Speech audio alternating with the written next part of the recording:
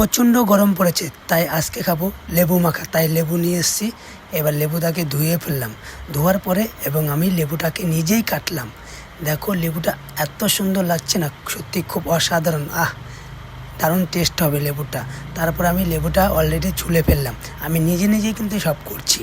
এইবার চুলার পরে এবং আমি লেবুটাকে সস ঠিকঠাক করে ছাড়াচ্ছি। তো লেবুটা দারুণ টেস্ট, একদম সত্যি অপূর্ব, এত সুন্দর লাগছে বলার মতো না। তো ফাইনালি আমি লেবুটাকে ছাড়িয়ে ফেলেছি।